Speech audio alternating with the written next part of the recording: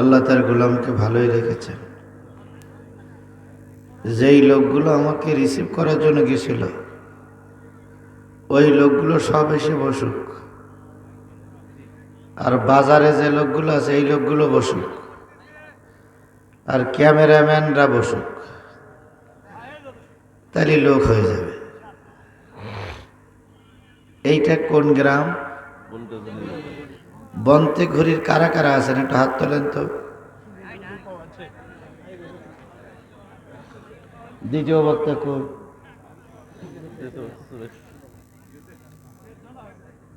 বন্তে ঘড়ির দ্বিতীয় 20 জন লোকও আসেনি, তাহলে এর মাহফিল দিয়ে লাভ কি? আপনাদের ইজ্জত আপনারাই নষ্ট করতেছেন। আপনারা শিবগঞ্জের ভিতরে আপনারা কালারিং হচ্ছেন। সুতরাং দুর্নাম না নিয়ে আধা ঘন্টা 1 ঘন্টা সময় এসে বসুন। যদিও কাজ আছে আমি জানি, তারপরে 1 ঘন্টার সময় ব্যয় করা খুব বেশি কষ্টের কিছু নয়। বাজারে যারা আছেন, বাড়িতে যারা আছেন, চলে আসুন। আল্লাহ হেফাজত করুক, আল্লাহ হেদায়েত দিক। দ্বিতীয় বক্তা ভাই যদি আশপাশ থাকেন তাহলে আপনি এখানে লাঠি নেন আর 10-12 জন লোক সঙ্গে নেন, নিয়ে দেখেন তো এই এলাকায় কারা কারা ঘরে গোশত খেয়ে শুয়ে আছে। এদেরকে পিটাতি পিটাতি নিয়ে আসেন। এই গ্রামে মাহফিল আছে 20 জন লোক আর বাইরের লোক সব, তাহলে এই গ্রামে মাহফিল দিয়ে লাভ কি? সবাই চলে আসেন, কমিটির লোকে চলে আসেন, এলাকার লোক চলে আসেন, আপনাদের ইজ্জতের ব্যাপার। বাইরের লোক এসে ওয়াজ শুনতেছে আর আপনারা বাড়ি বসে আছেন, খুব খারাপ লাগতেছে। আপনারা চলে আসেন সবাই। নাহমাদুহু ওয়া নাস্তাঈনুহু ওয়া নাস্তাগফিরুহু ওয়া নাউযু বিল্লাহি মিন শুরুরি আনফুসিনা ওয়া মিন সাইয়্যাতি আ'মালিনা।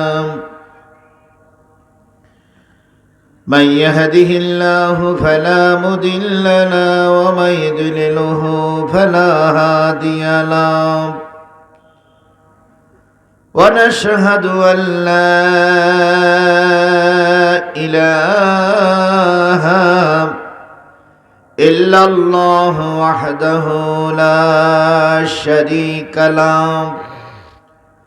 الذي أرسله بالحق بشيرا ونذيرا وداعيا إلى الله بإذنه وسراجا منيرا فقد قال الله تعالى في كلامه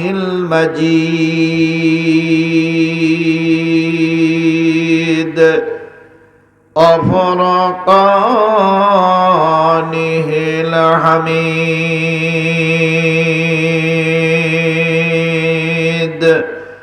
أعوذ بالله من الشيطان الرجيم. بسم الله الرحمن الرحيم. وسارعوا إلى مغفرة من ربكم وجنة أرضها السماوات والأرض أعدت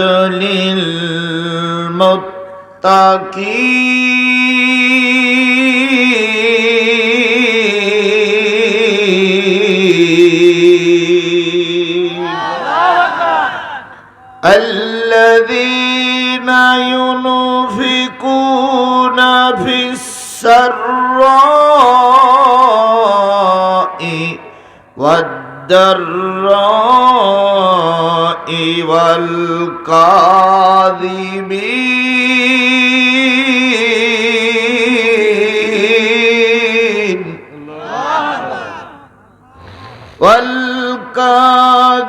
والكاظمين الغيظ والعافين عن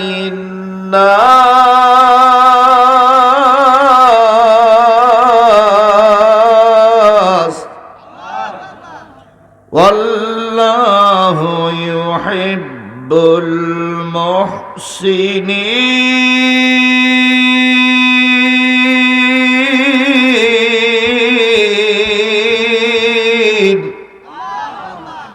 صدق الله المولانا العظيم قال النبي صلى الله عليه وسلم من أحب لله والأبغض لله وعطى لله ومنع لله فقد استكمل الإيمان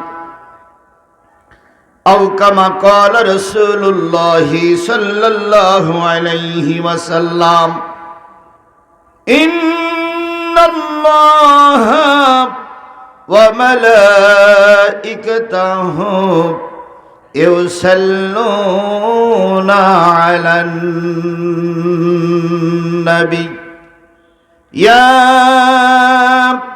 أيها الذين آمنوا صلوا عليه وسلموا تسليما اللهم صل على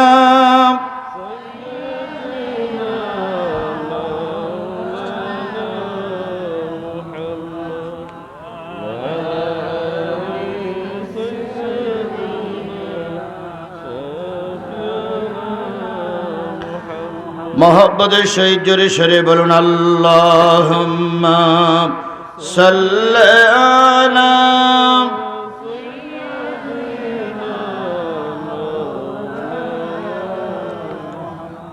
وعلى آل مولانا যে ফুল যুগ যুগান্তরে খুশবু ছড়ায় যে ফুল যুগ যুগান্তরে খুশবু ছড়ায় এঁকেছি সে ফুল মোরা মনেরি কাবায়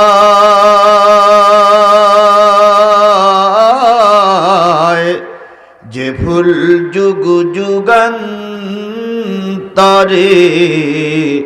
খুশবু ছড়ায় আল্লাহুম্মা সাল্লি আলা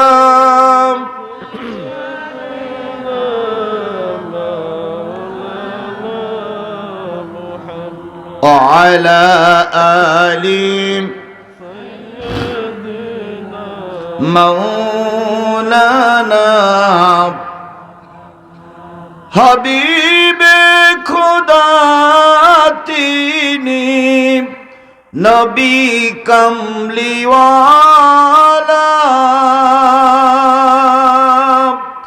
তারি সোয়াতে আজীব दुनिया उजाला तारी बिरहे दू चोख अश्रु झराए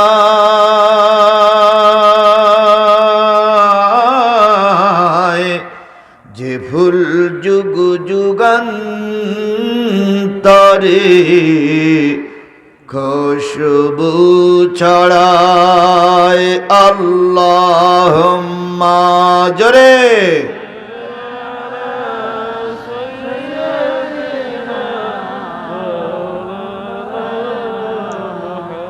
अला आली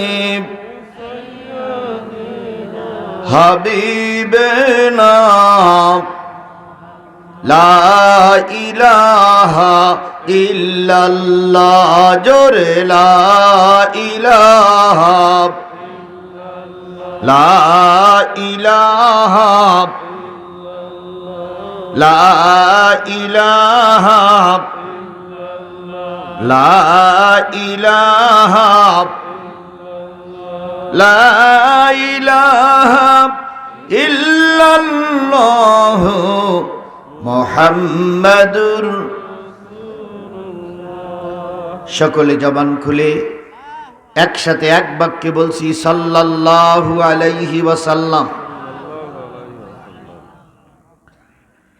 বগুড়া জেলার শিবগঞ্জ উপজেলা, শিবগঞ্জ উপজেলার বন্তেঘড়ি উত্তরপাড়া বাইতুন নূর জামে মসজিদের উদ্যোগে অনুষ্ঠিত হচ্ছে ২৭তম একদিন ব্যাপী বিরাট তাফসিরুল কোরআন মাহফিল। স্থান শিবগঞ্জ বন্তেঘড়ি উত্তরপাড়া বাইতুন নূর জামে মসজিদ প্রাঙ্গণ। তারিখ ১৬ ফেব্রুয়ারি ২০২৫ ইংরাজি, ৩ ফাল্গুন ১৪৩১ বাংলা, রোজ রবিবার। আজকের এই তাফসিরুল কোরআন মাহফিলের শ্রদ্ধাভাজন সালামধন্য সম্মানিত সভাপতি জনাব মোহাম্মদ মাহমুদুল হাসান, বন্তেঘড়ি উত্তরপাড়া। সহ সভাপতি জনাব মাওলানা মোহাম্মদ আখতারুজ্জামান, পেশ ইমাম, অত্র জামে মসজিদ। প্রধান অতিথি জনাব মোহাম্মদ বুলবুল ইসলাম, সভাপতি পৌর বিএনপি শিবগঞ্জ বগুড়া। আজকের মাহফিলের বিশেষ অতিথিবৃন্দ, আমন্ত্রিত অতিথিবৃন্দ, সম্মানিত ভাই পরিচালক, আলোচনা করে ধন্য করেছেন সুললিত কণ্ঠের অধিকারী, মজাদার বক্তা, যুক্তিবাদী বক্তা, এলাকার কৃতি সন্তান, সুললিত কণ্ঠের বক্তা আমাদের প্রিয় ভাই মাওলানা মোহাম্মদ রায়হানুল ইসলাম সালেহী, আরবি প্রভাষক, রায়নগর ডিএস আলিম মাদ্রাসা ও খতিব আমতলী কেন্দ্রীয় জামে মসজিদ শিবগঞ্জ বগুড়া। আলোচনা করেছেন কারি মাওলানা মোহাম্মদ রেজাউল করিম সিদ্দিকী নুরানি, সারিয়াকান্দি বগুড়া সহ গর্বিত মায়ের গর্বিত সন্তান শ্রদ্ধেয় ওলামায়ে হজরত, মঞ্চ উপবিষ্ট বিভিন্ন রাজনৈতিক দলের নেতৃবৃন্দ, শিবগঞ্জের বিভিন্ন কুটির থেকে আগত দিনদার পরেশগার মোত্তাকি মুসলমান ভাই ও বন্ধুগণ, পদ্মায় অবস্থানরতা শ্রদ্ধাশীলা মা ও বোনেরা, সকলকে নিয়ে আবারও সালাম বিনিময় করছি। আশা করছি সালামের জবাবটা সবাই মিলে জোরে সরে দিবেন। আসসালামু আলাইকুম ওয়া রাহমাতুল্লাহি ওয়া বারাকাতুহু। আল্লাহ পাকের দরবারে লক্ষ কোটি শুকরিয়া, যিনি আপনাকে আমাকে আজকের এই দিনে কোরআন শরীফ শোনার, জানার এবং বোঝার নিয়তে অগণিত মানুষের ভিতর থেকে বাছাই করেছেন। বলুন তো শিবগঞ্জের মুসলমানেরা, বাছাইকৃত জিনিসগুলো ভালো হয় না খারাপ হয়? সবাই মিলে বলবেন, ভালো হয় না খারাপ হয়? আপনাদের এই দিকে এখন মাঠে আলুর চাষ, তাই না ভাই? আলু উঠানোর জন্য খুব ব্যস্ত। বলুন তো, মাঠের থেকে যখন আলু নিয়ে আসেন বাড়িতে, তখন কিছু কাটা আলু থাকে, পোকায় খাওয়া আলু থাকে, নষ্ট আলু থাকে। সেই আলুগুলোকে বিক্রি করতে দেন না বাড়ি রেখে দেন? বাড়ি রেখে দেন। আর ভালো আলুগুলো বিক্রি করতে দেন, যাতে করে দাম বেশি পাওয়া যায়। তাহলে ভালো জিনিসের দাম বেশি, কথা বলে। আপনারা এই এলাকায় শিবগঞ্জের কিছু পোকায় খাওয়া আলু আছে, তারা আসেনি। কিছু ভেজাল আলু আছে, ওরা আসেনি। কিছু ওয়াজাইতে কুজাইতে আলু আছে, এগুলো আসেনি। খাঁটি বাছাইকৃত মুসলমানেরাই কোরআন শুনতে এসেছে। তাহলে আপনারা বাছাইকৃত লোক, আপনারা ভালো না মন্দ? এই কথা বলেন, ভালো না মন্দ? তাহলে ভালো লোকগুলো এই ভালো জায়গায় কবুল করলেন কে? আল্লাহ সবাইকে সব জায়গায় কবুল করে না। কাউকে যাত্রায় কবুল করে, কাউকে সিনেমায় কবুল করে, কাউকে পুতুল নাচে কবুল করে, কাউকে টেলিভিশনের সামনে কবুল করে, কাউকে মেলায় কবুল করেছে, আর কাউকে কোরআনের মাহফিলে কবুল করেছে। আচ্ছা বলুন তো, মেলায় কি পাওয়া যাচ্ছে?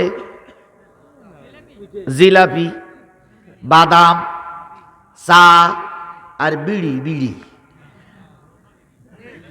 এগুলো পাওয়া যাচ্ছে না? আবার দেখলাম একটা গোল পাকাচ্ছে, কি জানো? নাগরদোলা। আগে দেখতাম যাত্রা গানে নাগরদোলা আসছে, এখন দেখি মাহফিলেও নাগরদোলা আসে। যারা বাজারে আছেন তারা 1 মিনিট আমার কথা শোনেন, আসবেন কিনা ওটা আপনার ব্যাপার, আপনার কপাল ভালো হবে কিনা ওটা আপনার ব্যাপার। যে জিনিসগুলো বাজারে পাওয়া যাচ্ছে ওই জিনিসগুলো আগামী কাল অথবা পরশু বাজারে গেলে পাওয়া যাবে কি যাবে না? যাবে। কিন্তু আজকের এই কোরআনের মাহফিল আগামীকাল কি হবে? জোরে বলেন, আগামীকাল কি আর হবে? তাহলে ওই জিনিসটা বাদ দিয়ে অন্তত 1 ঘন্টার জন্য এইখানে আসুন, কারণ এই কোরআনের মাহফিল আজকেই শেষ।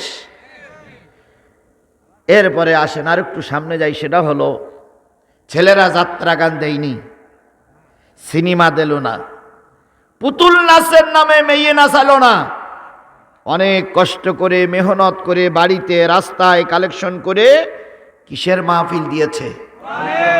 এই কোরআনের মাহফিল যদি বছর সাকসেসফুল না হয়, বিশ্বাস করো বন্ধু ঘড়ির মুসলমানেরা, আগামী বছর হয়তো এই ছেলেরা যাত্রা গান দেবে, হয়তো আগামী বছর এই ছেলেরা এই মাহফিল না দিয়ে অন্য অনুষ্ঠান করবে। আর অন্য অনুষ্ঠান করার জন্য যত পাপ হবে সব পাপের দায়িত্ব এই মেলার লোকেরা যারা শুয়ে আছো প্রত্যেকটা লোকের আমলনামায় এই পাপগুলো লেখা হবে।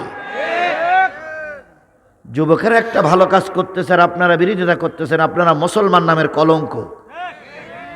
আল্লাহ ভালোই জানে জন্মের পরে আপনার আজান হয়েছিল কিনা। জন্মের পরে যদি মুসলমানের আজান হয়ে থাকে তাহলে কোরআনের আজান হচ্ছে, এই আজান শুনে সে ঘরে শুয়ে থাকতে পারে না। আল্লাহই ভালো জানে তোমার বাপ মার বিয়েটা বৈধ না অবৈধ। যদি অবৈধ বিয়ে হয় তাহলে তুমি কোরআনের মাহফিলে আসবা না। যদি বৈধ বিয়ে হয়, যদি কোনো মৌলবি দিয়ে তোমার বাবার বিয়ে পড়ানো হয়ে থাকে, তাহলে মুসলমানের বাচ্চা ঘরে শুয়ে থাকতে পারে না। আশ্চর্য ব্যাপার। বগুড়া জেলায় মাহফিল করেছি, এরকম কম লোক আমার জীবন আমি কোনো মাহফিলে পাইছি বলে মনে হয় না। এই কথা বলেন, কথা বলেন, কথা বলেন। যতই কাজ থাক আর যতই বিপদ থাক, যতই আওয়ামী লীগের অত্যাচার থাক আর যতই পুলিশ আমার ধরার জন্য আসুক, এত কম লোক কোনো মাহফিলে পাওয়া যায়নি। এই এলাকার লোকগুলো যদি মাহফিলে না আসেন, আর 10 মিনিট টাইম দিলাম, যদি না আসেন আমি মোসাবের মানুষ বদদোয়া করে যাব। কোরআনের মাহফিল রেখে তোমরা বাড়ি বসিয়ে আছো, এটা মুসলমানের চরিত্র নয়। আলেমরা আসে ভালো দোয়া করার জন্য না খারাপ দোয়া করার জন্য? আল্লামা সাইদি কিন্তু একটা দোয়া করেছিলেন গতকালকে দেখতেছিলাম, উনি বলেছিলেন, আল্লাহ যারা আমাকে জাতির সামনে ন্যাংটা করে দিল, যারা আমাকে জাতির সামনে এত বড় ক্ষতি করলো, যারা জাতির সামনে আমাকে অপমান করলো, আল্লাহ তাদেরকে জাতির সামনে ন্যাংটা করে দাও, তাদেরকে বিপদ দিয়ে ক্ষতিগ্রস্ত করে দাও, তাদেরকে ধ্বংস করে দাও, তাদের লানত দাও। আল্লামা সাইদির দোয়াটা কবুল হয়েছে না হয়নি? জোরে বলেন, কবুল হয়েছে না হয়নি? সুতরাং আমাদের বদদোয়া করা লাগে না, আল্লাহ তো সব দেখতেছে। আল্লাহ দেখে না? আল্লাহ দেখে না? এই কথা বলেন, আল্লাহ দেখে না? এই আল্লাহ দেখতেছে। সুতরাং আল্লাহ নজর থেকে গজবের নজরে না পড়ে রহমতের নজরে পড়ুন। আল্লাহ আপনাকে আমাকে এই মাহফিলে কবুল করেছেন, এই জন্য আল্লাহর দরবারে শুকরগুজার হচ্ছি।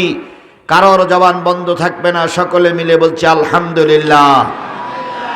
আরেকটু জোরে বলুন তো আলহামদুলিল্লাহ, আরেকটু জোরে বলুন আলহামদুলিল্লাহ।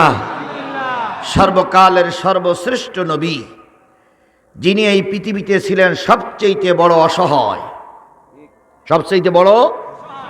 যদি কারোর বাপ না থাকে, যদি কারোর মা না থাকে, আমরা সমাজের সামনে তাকে দাঁড় করে দিয়ে বলি এটা এতিম, তাই বলি না? এতিমের সংজ্ঞা হলো যতক্ষণ ওই বাচ্চাটা বড় না হয় ততক্ষণ এতিম থাকে। যখন সে নিজে আয় করে খাতি শেখে তখন আর সে এতিম থাকে না। কিন্তু আমার নবী যখন মার পেটে 6 মাস বয়স, তখন স্বামী স্ত্রী দুইজনেই স্বপ্ন দেখতে লাগলেন। বাবার মা স্বপ্ন দেখতে লাগলেন, কে যেন দরজার কাছে এসে বলে যায়, ও আব্দুল্লাহ, তোমার স্ত্রীর মাধ্যমে যে সন্তানটা দুনিয়া আসতেছে, এই সন্তানটা হবে বিশ্বের সেরা নবী। আমিনা একদিন ঘুমের ভিতরে স্বপ্ন দেখল, কে যেন বলতেছে, ও আমিনা, তুমি যেমন তেমন নারী নয়, তোমার মর্যাদা পৃথিবীর সবচেয়ে নারীদের ভিতরে বেশি, কারণ তোমার পেটে যে সন্তানটা জন্ম নিয়েছে, ইনি হলেন বিশ্ব নবী, নবীদের সর্দার। কিছুদিন পর আর একজন নারী মাথার কাছে এসে বললেন, আমিনা, পেটে যে সন্তানটা আছে খেয়াল রেখো, এই সন্তানটা কিন্তু শেষ জামানার নবী। আমিনা নারীর হাত ধরে বললেন, ওগো বোন, প্রায় আমি স্বপ্ন দেখি আমার পেটে বিশ্ব নবী, প্রায় আমি স্বপ্ন দেখি আমার পেটে সাইয়্যিদুল মুরসালিন, আমার পেটে সবচেয়ে ভালো মানুষটা। ওগো বোন, তুমি কে গো আমার মাথার কাছে এসে এভাবে করে আমাকে স্বপ্নের কথা বলে দিচ্ছ? ওই নারীটা উত্তরে দিল, আমি আর কেউ নয়, তোমার আদিমাতা হাজেরা, তোমার আদিমাতা হাওয়া আলাইহিস সালাম। আর একটু জোরে বলেন সুবহানাল্লাহ। কিছুদিন পরে আবার স্বপ্ন দেখল। আমিনা জিজ্ঞেস করলেন, কে তুমি? আমার পার কাছে বসে আমাকে সতর্ক করে দাও। ওই নারীটা বললেন, তোমার আদি পিতা ইব্রাহিম আলাইহিস সালামের সহধর্মিনী আমি সেই হাজারা। আমিনার স্বামীরে ডেকে বলে, স্বামী, তুমিও স্বপ্ন দেখেছ, আমিও স্বপ্ন দেখেছি, স্বপ্নগুলো সব এক হয়ে গেছে। আমার ধারণা আমাদের কুড়ে ঘরে বিশ্বের শ্রেষ্ঠ মানুষটি জন্ম নেবে। আব্দুল্লাহ আমিনারে বললেন, বিশ্বের সবচেয়ে ভালো মানুষটা যদি আমার ঘরে আসে, তার আদর আপ্যায়নের জন্য একটু টাকার দরকার, ভালো খাদ্যের দরকার, তা না হলে নবী আমার কষ্ট পাবে। আমার ঘোড়াটা সাজিয়ে দাও, কিছু মাল সামানা ঘোড়ার পিঠে তুলে দাও, মদিনার থেকে ব্যবসা করে কিছু উপার্জন করে নিয়ে আসি, যাতে করে আমার নবী, আমার কলিজার মানিক, দুনিয়ায় এসে যেন কষ্ট না পায়। আমিনা আব্দুল্লাহরে সাজাই দিলেন। আব্দুল্লাহ চলে গেলেন ব্যবসার জন্য। মদিনার থেকে অনেক সম্পদ উপার্জন করে নিয়ে যখন ফিরে আসতেছিলেন, প্রতিমধ্যে আল্লাহ আদেশ করলেন, আজরাইল, নবীর বাবার জানটা কবজ করা লাগবে। মালিকুল মউত হুকুমের গোলাম, হুকুম করলেই মানতে হবে। জিবরিল আমিন বললেন, আল্লাহ, তোমার হাবিব দুনিয়ায় যাবে, তোমার হাবিবের সুখ শান্তির জন্য তার বাবা উপার্জন গেছে, এখন যদি তার জানটা কবজ করে নেওয়া হয়, নিশ্চয়ই তিনি এবং তার স্ত্রী কষ্ট পাবে। আল্লাহ বললেন, জিবরিল, আমার হাবিবের পিতার জানটা কবজ করে নিয়ে এসো, আমার হাবিবের দেখাশোনার দায়িত্ব আমি আল্লাহ নিজেই কুদরতি হাতে নিয়ে নিলাম। নবী যখন 6 মাসের পেটে, তখন বাবা চলে গেলেন। এরপরে নবী জন্ম নিলেন সম্পূর্ণ এতিম অবস্থায়, কেউ দেখাশুনো করার মতন নাই। আমিনা 6টা বছর লালিত পালিত করলেন। হঠাৎ করে একদিন নবীজি এসে বলতেছেন, ও মা, আমার বাবা কোথায়? আমিনা বললেন, 6 বছর পরে বাবার কথা স্মরণ হলো কেন? কয়, মা, গতকালকে দেখলাম বিরাট আকারের একটা ঝড় উঠলো, লু হাওয়া বইল, যত ছেলে মেয়েগুলো ময়দানে ছিল সবারই পিতারা আসলো, কেউ সন্তানকে কোলে তুলে নেয়, গালে চুমা দেয়, কেউ বুকের ভিতরে জড়াই ধরে বলে বাজান মা বাড়ি হাট। কিন্তু আমি লক্ষ্য করলাম গোটা পৃথিবীতে এমন বড় দেশ, এমন বড় এলাকা, একটা মানুষ আমার নাম ধরে ডাকার মতন হলো না। একটা মানুষ আমার গালে চুমা দিল না, একটা মানুষ মোহাম্মদ বলে ডাকলো না। ও আমার মা, আমার আব্বু কোথায়? আমেনা ব্যালিস্টিক রাখতে পারলেন না। আমেনা দুই চোখের পানি ফেলাই নবীকে বুকের ভিতরে জড়াই ধরে বলে বাজান রে, তোর বাবার মনে বড় আশা ছিল তুই দুনিয়ায় আসবি, তুমি দুনিয়ায় আসবা। বাবা তোমার রকমারি পোশাক কিনতে গিয়েছিল, তোমার জন্য রকমারি খাদ্যের ব্যবস্থা করার জন্য, আয় করার জন্য মদিনায় গিয়েছিল। আমি সংবাদ পেয়েছি মদিনার একটা প্রত্যন্ত অঞ্চলে বাবলা গাছের, দুই বাবলা গাছের মাঝখানে তোমার বাবা চিরজীবনের মতন আয়ু উপার্জন করে পরকালের পাড়ি জমাইয়েছে। তোমার বাবার কখনো তোমার নাম ধরে ডাকবে না। এই লোকগুলো প্রকৃতি এতিম, কথা বলেন ঠিক না ঠিক? আর আমাদের সমাজে বুড়ো হয়ে গেলে, বুড়ো হয়ে যাওয়ার পরে যদি বাপ মারা যায়, নেতারা কয় আজকে আমার নেতা এতিম হয়ে গেছে। বুড়ো বয়সেও যদি বাপ মা বললে এতিম হয়, তাহলে জোয়ান বয়সে মরে গেলে কি হবে, ছোট বয়সে মরে গেলে কি হবে?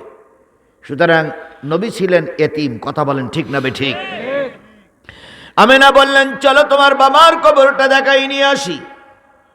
বাবার কবর দেখানোর জন্য উম্মে হানি সহ কিছু লোকজনকে নিয়ে আমেনা চলে গেলেন বাবার কবর জিয়ারত করার জন্য। আমেনার বাবার বাড়ি ছিল মদিনায়, নবীজির নানার বাড়ি ছিল মদিনায়।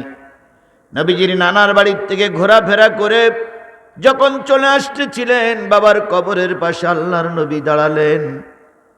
কবরের পাশে বারাস্তে করে বসে বললেন আব্বু, সন্তান যখন কোনো জিনিস চায় তখন বাবার কাছে চায়।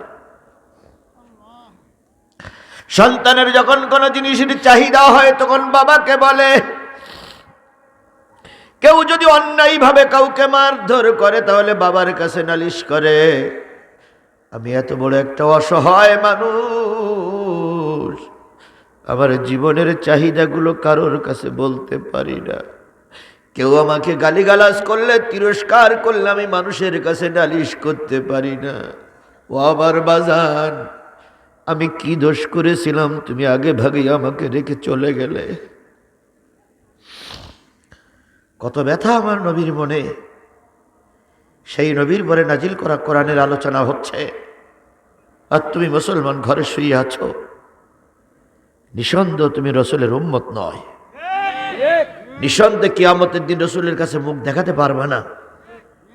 এই জন্য মনে করো আজকে দোয়ার অনুষ্ঠান হচ্ছে, দোয়ার অনুষ্ঠানে তোমার বাবার জন্য, তোমার মার জন্য, তোমার 14 গোষ্ঠীর জন্য, তোমার শ্বশুর শাশুড়ির জন্য দোয়া হবে।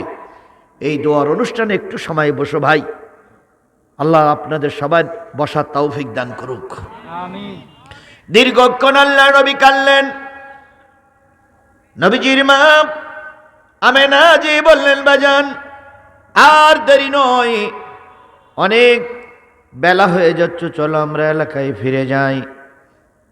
নবীজিকে ফুপি আম্মা সহ নবীজির একজন খাদেম, আমেনার একজন খাদেমা ছিল, তিনি তাকে তুলে নিলেন। যতদূর পর্যন্ত কবর দেখা যায় ততদূর পর্যন্ত আল্লাহ নবী চোখের পানি ফেলে কাঁদেন আর বলেন আব্বু, বিপদের দিনে আমার পাশে দাঁড়ানোর মতন কেউ থাকলো না। খাদেমার কোলে যখন ছিলেন, উট বা ঘোড়ার পিঠে যখন ছিলেন, আল্লাহ তখন বললেন আজরাইল, আমেনার জানটা এখন কবজ করা লাগবে।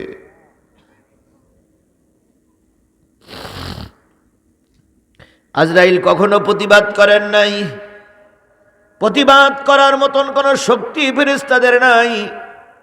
আজরাইল তৈরি হলেন, একটু যায় আর একটু ফিরে ফিরে আল্লাহর দিকে তাকায়।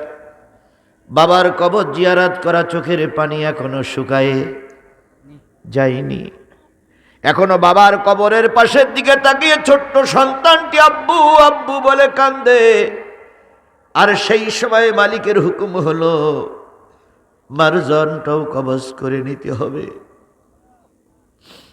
আল্লাহ রাব্বুল আলামিন বলেন, আজরাইল যাও যাও যাও, আবার ফিরে ফিরে তাকাও কেন?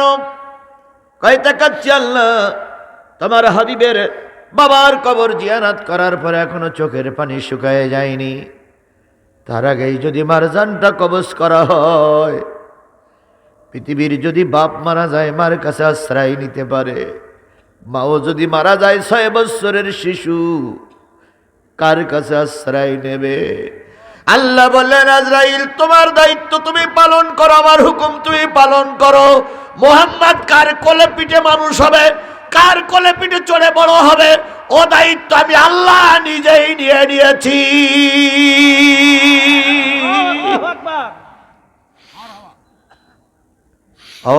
আওয়ামী লীগ মনে করতেন আমরা এই দেশে না থাকলে দেশ চলবে না, তাই বলতেন না? তাই বলতেন না? ওই যে আমার ভাই বলেছেন, যথার্থই বলেছেন, একজন দায়িত্ব নিয়েছিল উপজেলার, আর একজন দায়িত্ব নিয়েছিল পৌরসভার। দুইজন গুতুগুতি করতে করতে মাহফিলই বন্ধ। কারণ ওনারাই জানতেন আমরাই নেতা, ওই উপজেলার নেতা জানতেন আমি নেতা, পৌর নেতা জানতেন আমি নেতা। আর ওনারা কল্পনা করতেন জীবনেও আমরা কখনো আর এই ক্ষমতা ছেড়ে দেব না, কিন্তু জুতো ফেলাই যে পালাইতে হবে ওর 14 গোষ্ঠী জানত না। এখন কোন জঙ্গলে আছে আল্লাহই ভালো জানে। পলাতক তো আছে, এখন পলাতককে এই এলাকায় না বাইরে আল্লাহই ভালো জানে। হয়তো বাথরুমের ভিতরে বসে বসে আজকে রস শুনতেছে। ভালো হলি ভালো হও, না হলি বুবু যেদিকে গেছে তোমরাও সেদিকে যাও। তোমাদের মতন নেতা আমাদের দরকার নাই। এই কথা বলেন না কেন? ওদের মতন নেতা আমাদের দরকার আছে। জোরে বলেন, ওদের মতন নেতা আমাদের দরকার আছে। ওরা নেই তবুও দেশ চলছে। আগামীতে যারা ক্ষমতায় আসার জন্য চেষ্টা করছে আপনারাও ভালো হয়ে আসেন, নতুবা আপনারা না থাকলেও আমাদের দেশ চলবে। কিন্তু কোন শয়তানকে আমরা আর আশ্রয় দেব না।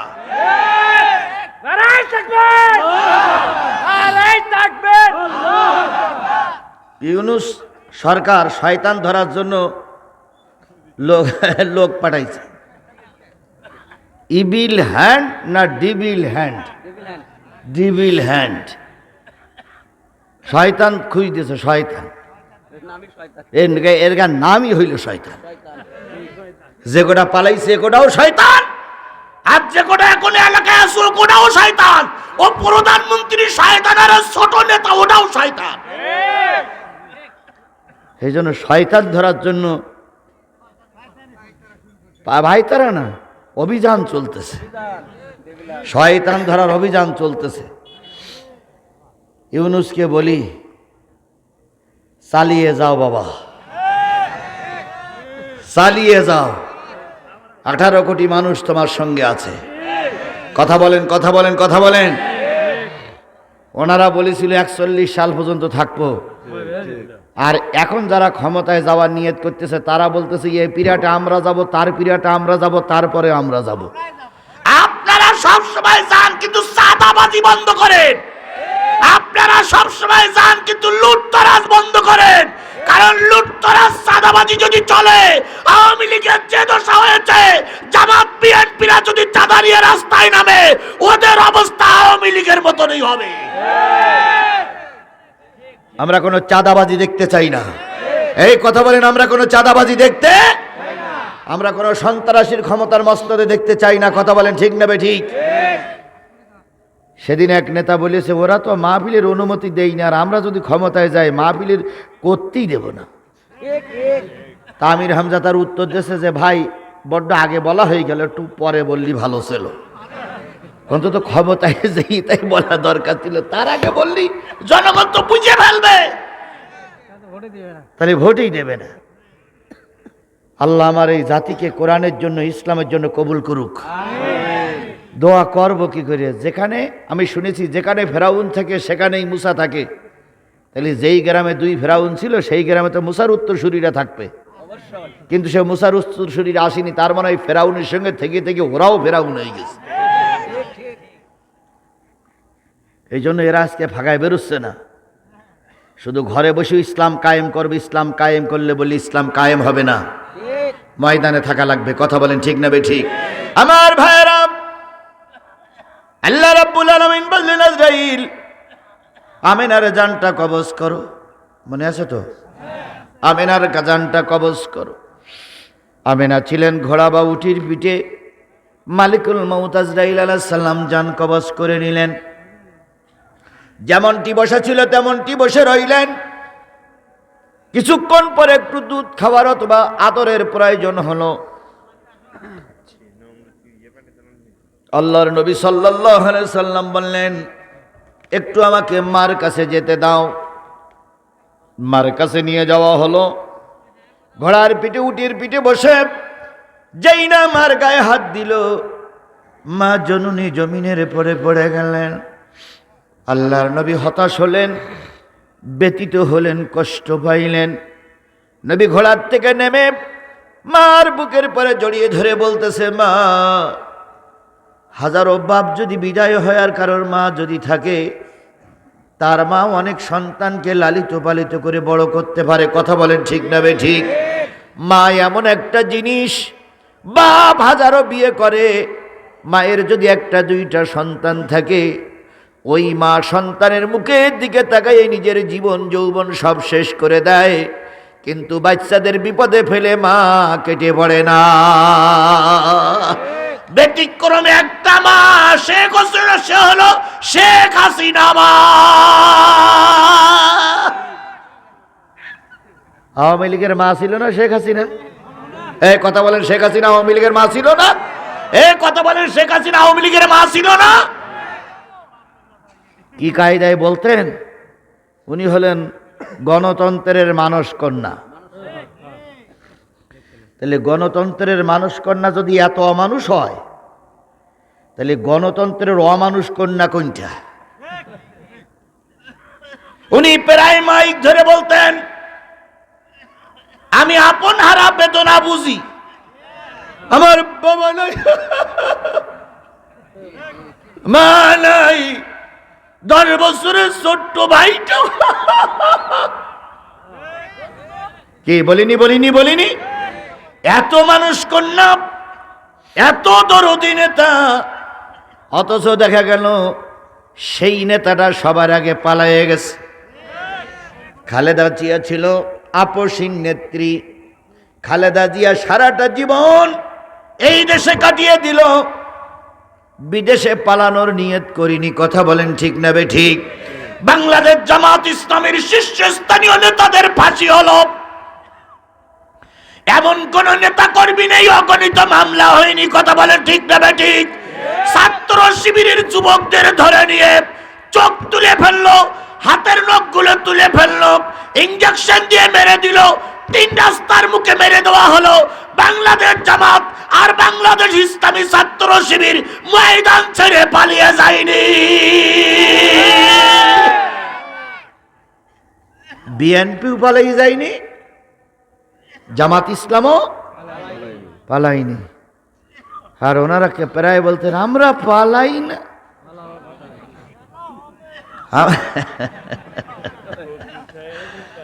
আমরা পালানো জাত নই, মুক্তিযুদ্ধের পক্ষের শক্তি আমরা। তাই এতই আপনারা মুক্তিযুদ্ধের পক্ষের শক্তি, তা পালাই গেলেন কেন? বন্ধুগণ, পৃথিবীর সবচেয়ে আল্লাহর পরে আপন লোক হয় মা। সেই মা যদি সন্তানকে বিপদে ফেলাই পালায় যায়, বুঝতে হবে ও মা নামের রাক্ষসী। আওয়ামী লীগের নেতা কর্মীরা নিশ্চয়ই আমার আলোচনা শুনতেছেন। বন্ধু, তোমাদের মা বিপদে ফেলাই রেখে পালিয়ে গেছে, ও মা নামের রাক্ষসী।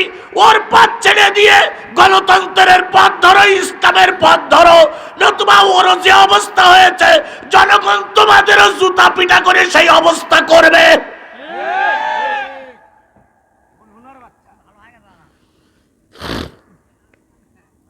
নবী সাল্লাল্লাহু আলাইহি সাল্লামের মা মারা গেল, আল্লাহ নবী বুকের পরে বসে কাঁদতেছেন আর বলতেছেন, মা, খাবার না থাকলে মার কাছে সন্তান ছুটে যায়, কেউ কষ্ট দিলে মার কাছে নালিশ করে,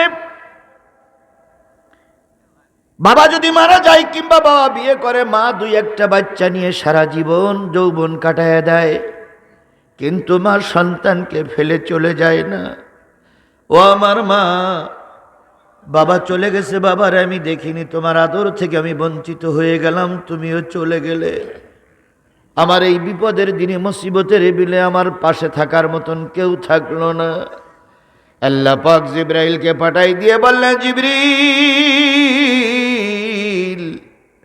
আমার নবীর সান্ত্বনা দাও, দুনিয়ার যার কেউ নাই, তার আছে তার আল্লাহ।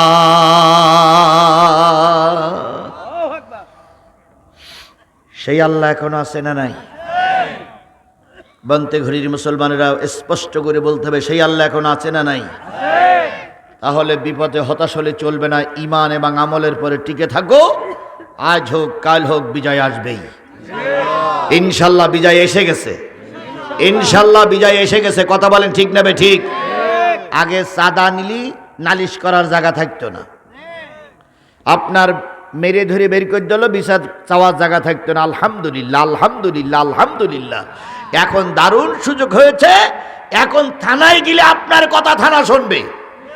যদি থানা না শোনে, প্রায় জায়গায় জায়গায় আর্মিদের ক্যাম্প করা হয়েছে, আপনি থানায় যদি আপনার বক্তব্য রেকর্ড না করে আপনি আর্মিদের কাছে যদি বলবেন, আর্মিদের কাছে বিএনপি, জামাত, আওয়ামী লীগ, বিএনপি বলে কোনো শব্দ নয়, আর যাকে আর্মিদের বক্তব্য হলো অন্যায় করলে ধরো, ঠ্যাং ভেঙে হাজতে ঢুকাও।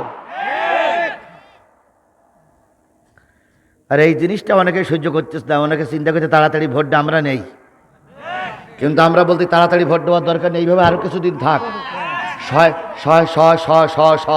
শয়তানগুলো একটু জব্দ হোক, 10 বছর থাক, তাহলে এই যে কটা ভোট করতে এ কটা তো পাতলা পায়খানা হয়ে যাবে। এনারা চিন্তা করতে আজকে যদি ভোট হয় কালকে ক্ষমতায় যাবো, অতরা গুড় আসছেন না দুলা ভাই, ওই চিন্তায় স্বপ্ন দোষ করে লাভ নাই। এখান থেকে 10 বছর আগের গণতন্ত্র আর 10 বছর পরের গণতন্ত্র, এখানে 20 বছর আগের বাংলাদেশ আর 20 বছর পরের বাংলাদেশ এক নয়।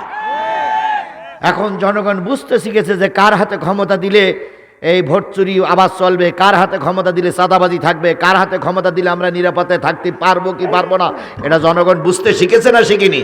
এই কথা বলেন, বুঝতে শিখেছে না শিখিনি? যদিও সামনাসামনি বলতে দুলা সালাম আলাইকুম, ভোট কেন্দ্রে যাই দেখো, ঠিক ঠিক কোরআনের পক্ষেই রায় পড়বে, ঠিকই কোরআনের পক্ষে রায় পড়বে। যতই বাকবাকুম করো, জায়গায় গেলে কোরআনকে তারা বুঝে নেবে। কথা বলেন, কথা বলেন, কথা বলেন।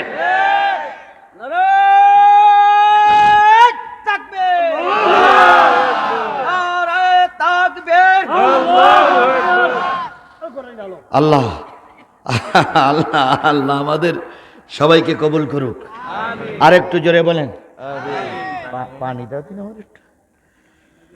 তাহলে দেখেন, ইতিমধ্যে খেলা শুরু।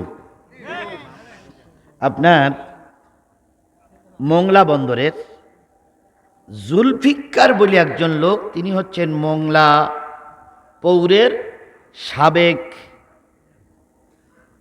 পৌর মেয়র ছিল। তিনি একটা বক্তব্য দিয়েছেন, কোরআন একটি ভাওতাবাজি কিতাব। এই কোরআন নাকি কি কিতাব? ভাওতাবাজি কিতাব। স্পষ্ট করে বলেন, এই কোরআন কি কিতাব? বলেছে হলো মোংলার সাবেক মেয়র, নাম হইল জুলফিকার। তিনি বলেছেন এই কোরআন একটা কি কিতাব? ভাওতাবাজি কিতাব। এই কথা বলার পরে সেখানের মুসলমান কি চুপ করে বসে থাকবে? এই কথা বলেন, সেখানকার মুসলমানকে চুপ করে বসে থাকবে? সেখানের মুসলমানরা তার বিরুদ্ধে মিছিল করেছে, তার বিরুদ্ধে ঝাড়ু মিছিল হয়েছে। জনগণ খেপে গেছে, সে যে দলের লিডার হোক, খেপে গেছে। কথা বলেন ঠিক না বে ঠিক? খেপে যাওয়ার পরে উনি আবার পরে নাকি বলতেছে, কথাটা বলা আমার ঠিক হয়নি। বলুন তো, কোরআন একটা ভাওতাবাজি কিতাব, এই কথাটা যিনি বলেছিলেন তিনি কি পাগল অবস্থায় বলেছিলেন? কখনো নয়।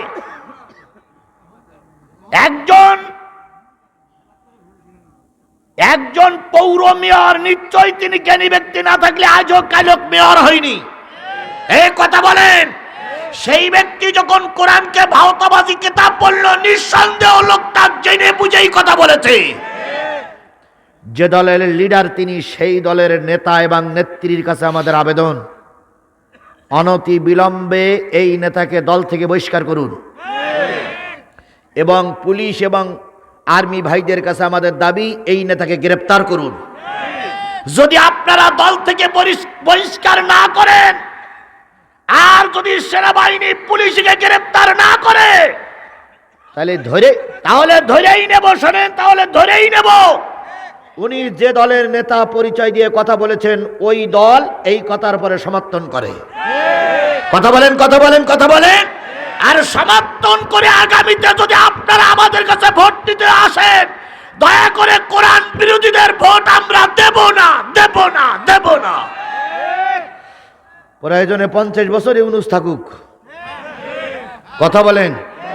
প্রয়োজনে ইউনুস আরো 50 বছর থাকুক, তবু ইসলাম বিরোধী, ধর্ম বিরোধী, দেশ বিরোধীর হাতে আমরা ক্ষমতা তুলে দেব না।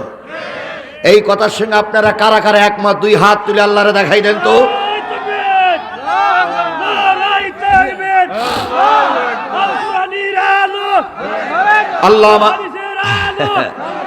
আল্লাহ আমাদের কবুল করুক, আল্লাহ আমাদের কবুল করুক। এই একজন চাদর গায়ে দেওয়া লোক উঠে যাচ্ছেন কেন ভাই?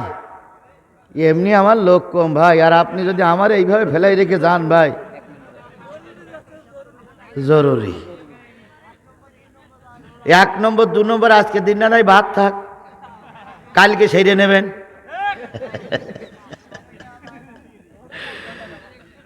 ভাই, নবী এত কষ্ট করলেন, তবে ইসলাম থেকে নবী দূরে সরে সেই নবীর নামে দুরূদ আর সালাম। সবাই বলছি সাল্লাল্লাহু আলাইহি ওয়াসাল্লাম। আমি আপনাদের আজকে খুব করজোরে, মহব্বতের সহিত, আন্তরিকতার সহিত একটা অনুরোধ করব। সেটা হলো, অন্য জায়গার মাহফিল থেকে কিছু কিছু লোক চলে যায়। আমি যদিও বলি ভাই যাওয়া ঠিক হবে না, গিলু কিছু বলি না, কিন্তু আজকের মাহফিলে একেবারে লোক সংখ্যা কম। এখন যদি এই ফাঁকে আপনারা কেউ চলে যান, তাহলে আমার একেবারে মরা ছাড়া কোনো লাইন নেই। এই জন্য আমি আজকে আপনাদের কাছে অনুরোধ করব, লোকজন যেহেতু কম, আর 40টা মিনিট পর 12টা বাজবে। এই 40টা মিনিট ওয়াজ ভালো লাগুক আর খারাপ লাগুক, মন্দ লাগুক আর খারাপ লাগুক, আজ 40টা মিনিট কষ্ট করে হলেও বসে থাকতে হবে, যাতে করে ছেলেরা কষ্ট না পায়। আমি আপনাদের পায়ে ধরতেছি ছেলেদের জন্য। আগের হুজুর রায়হান ভাই কয়টা ছেলের নাম বললেন? 3 জনের নাম বলেন। আমার সঙ্গে আতাউর বলে একটা ছেলে ছিল, আতাউর বেশি যোগাযোগ, আতাউরও ছিল আমার সাথে। তো জুয়েল আর কি আলাল আর সাজু, আর সেই সঙ্গে আতাউর ভাই, উনিও আমার সঙ্গে যোগাযোগ রেখেছেন। আমি এই বাচ্চাগুলো সহ, যে বাচ্চাগুলো আমারে দেখেন, ওই আবার একজন কালো কোট পরাওয়ালা উঠে যাচ্ছে, হায় রে আল্লাহ, কি বুঝাচ্ছে? ওই বাংলায় বুঝাচ্ছি না আরবিতে বুঝাচ্ছি, আল্লাহই ভালো জানে। ভাই, এই ছেলেগুলো খুব কষ্ট করেছে, খুব মেহনত করেছে, খুব পরিশ্রম করেছে।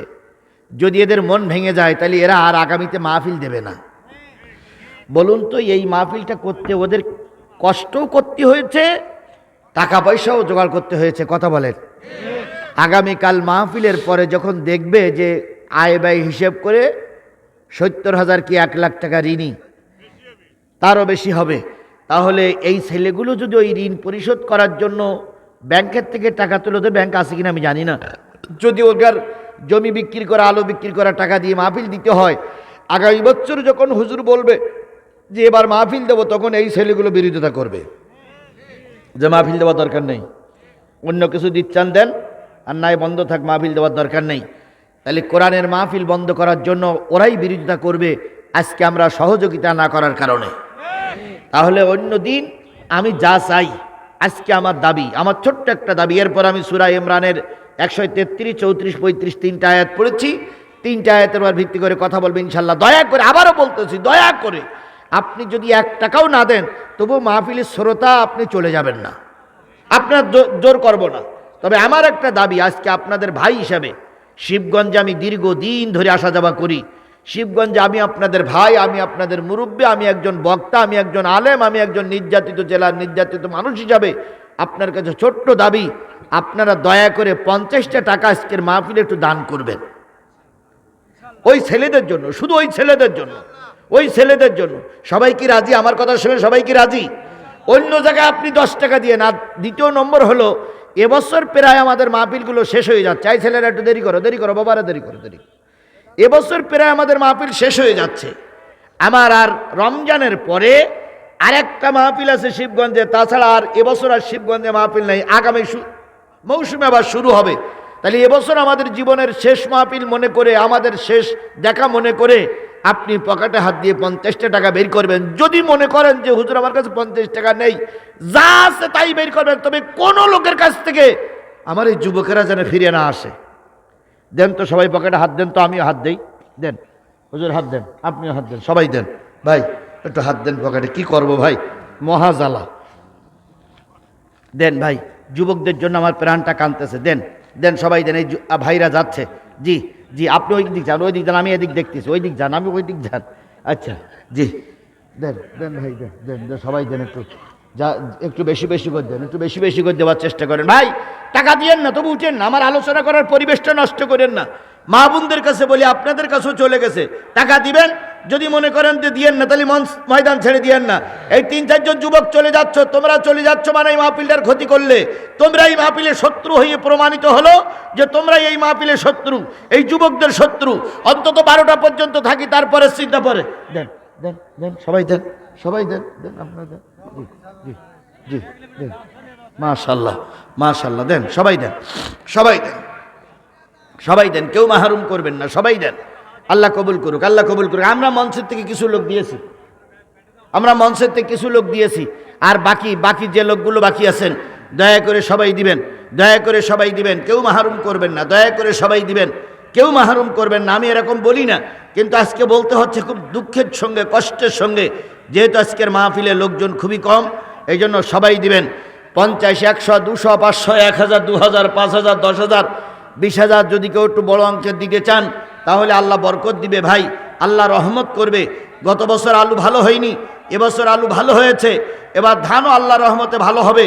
আমরা দোয়া করব, মোসাবের মানুষ, দয়া করে সবাই মাহরুম করবেন না, সবাই মিলে দিবেন, সবাই মিলে দিবেন, কেউ মাহরুম করবেন না, সবাই মিলে দিবেন। একটু জিকির করেন, সুবহানাল্লাহ, আলহামদুলিল্লাহ, আরো জোরে সুবহানাল্লাহ, আলহামদুলিল্লাহ, লা ইলাহা ইল্লাল্লাহ, মুহাম্মাদুর রাসূলুল্লাহ। আমার একটা অনুরোধ, আপনারা কেন রাখলেন না? এই যে কয়জন লোক উঠলেন, এটা কিন্তু ঠিক করেননি ভাই, আসার দরকার নেই, এই একটু সময় বসেন। বন্ধুগণ, আজকের মাহফিলের সম্মানিত সভাপতি জনাব মোহাম্মদ মাহমুদুল হাসান, বন্তেঘড়ি উত্তরপাড়া, উনি বাবা মার জন্য দোয়াতে নগদে 5,000 টাকা, আল্লাহ ওনার দান সহ আমাদের সবাই দান কবুল করুক। আমি আমার পক্ষ থেকে দিয়েছি, এখানে ভাই 100 টাকা দিয়েছেন, সবাই মিলে আমরা কিছু দিয়েছি, উনি 5,000 টাকা, সবাই দান। এই জি, এই 200, হ্যাঁ, ও উনি দিলেন, উনি হলো উনি রেজ্জাকুল ইসলাম, উনি দিলেন 200 টাকা। আর আপনার পক্ষ থেকে 5,000 টাকা। জি, সভাপতির পক্ষ থেকে 5,000 টাকা। ভাই ওই টাকাটা একটু ধরেন তো ভাই। মেরিনা 1,000 টাকা, মাশাআল্লাহ।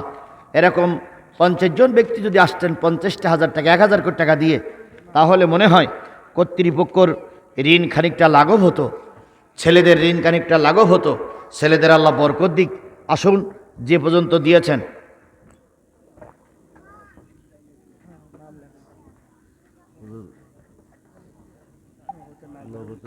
যদি নগদে না দিতে পারেন, বাকিতে যদি দিতে পারেন যে হুজুর আমি এবছর এখন দিতে পারলাম না, নিয়ে আসেনি, আগামীতে দেবো ইনশাল্লাহ, নামটা এখান থেকে এসে গোপনে লিখে দেবেন, আমি আপনার নামটা বলে দোয়া করবো ইনশাল্লাহ।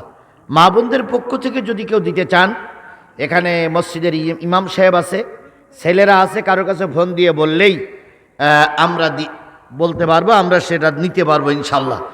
আর আবারও বলি ভাই, ওয়াজ ভালো লাগুক আর খারাপ লাগুক, মুরব্বীদের এই যুবকদের সাথে একটুখানি সময় বসতে হবে। আমার ভাইয়েরা, কোন সূরা আল ইমরানের কয়টা আয়াত? আগের হুজুরই বলে গেছেন, কোরআন শরীফ বুঝতে গেলে অনেকটা জিনিসের জ্ঞান থাকা লাগবে, তাই বলে গেছেন না? তাছাড়া কোরআন শরীফ বোঝা যায় না। আগের হুজুর একটা কথা বলেছেন, বক্তারা এসে কুল আল্লাহ সূরা পড়ে আর ওয়াজ করে অন্যটাই।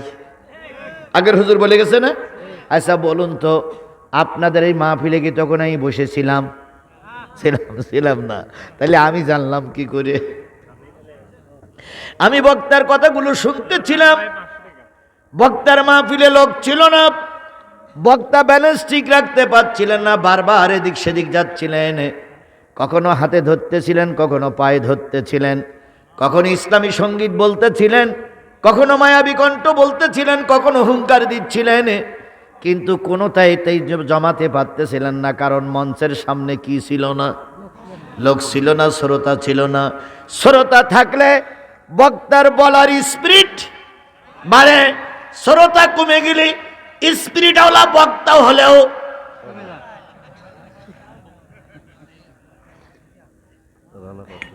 জি রানা 500 টাকা। সুতরাং উনি বলতেছিলেন, কোরআনের তাফসীর করতে গেলে যে আয়াতটা নাজিল হলো তার শানে নজুল প্রেক্ষাপট বলা লাগে। আমি আয়াতটা পড়ব, তার আগে একটা প্রেক্ষাপট নিয়ে আলোচনা করতে চাই। 14ই রবিউল আউয়াল বৃহস্পতিবারের দিবাগত রাত্রিতে আল্লাহর নবী সাল্লাল্লাহু আলাইহি সাল্লাম মক্কা নগরী থাকা অবস্থায় ঘুম পড়েছেন। কি পড়েছেন?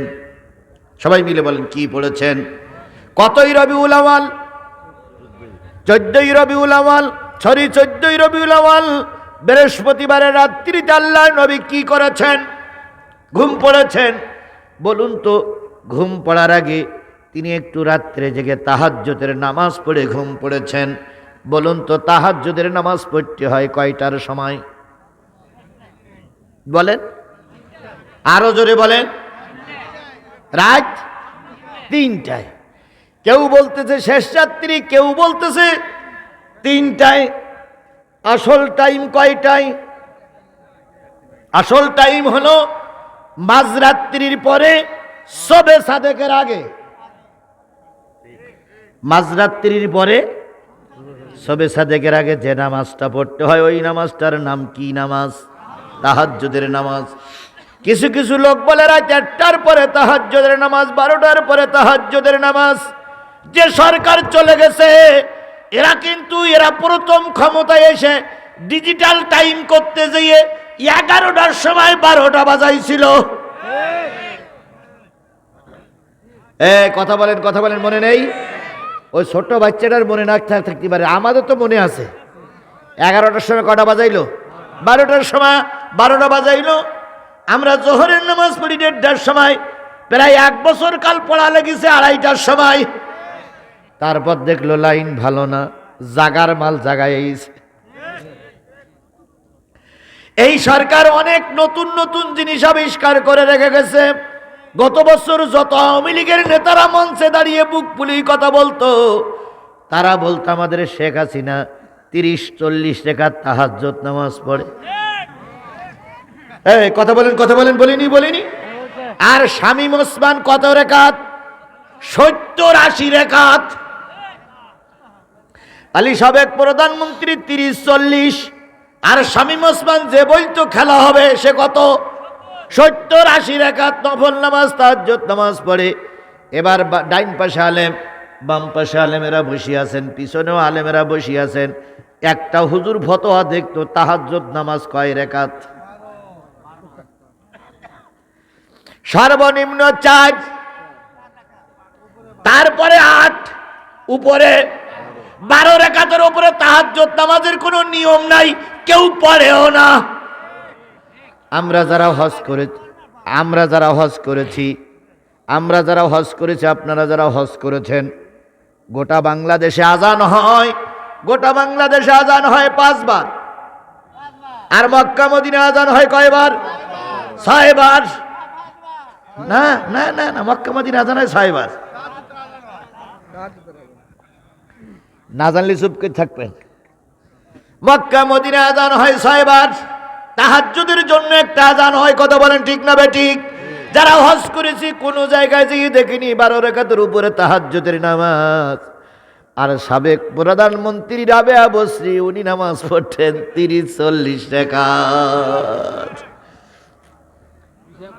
হায় রে আল্লাহর ওলি, হায় রে আল্লাহর ওলি, হায় রে আল্লাহর ওলি, কেন যে পালাইলো?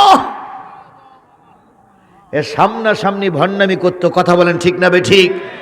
আর পিছনে এর মনের ভিতরে যে এত নিষ্ঠুরতা, এ যে কত বড় পাপী, আল্লাহ ভালো জানে এ বৈধ রক্ত দিয়ে জন্ম কিনা। আল্লাহ ভালো জানে এর বাপ মার বিয়ে হয়েছিল কিনা। আল্লাহ ভালো জানে এর বাপ কলেমা ভর্তি পাইত কিনা। কারণ কলেমা পোড়া লোকের রক্ত দিয়ে যে সন্তান জন্ম নেয়, সেই সন্তান এত ভাওতাবাজি হতে পারে না। তাহলে তাহাজ্জুদের নামাজ সর্বকুলে সর্বসাকুল্যে কয় রাকাত? 12 রাকাত।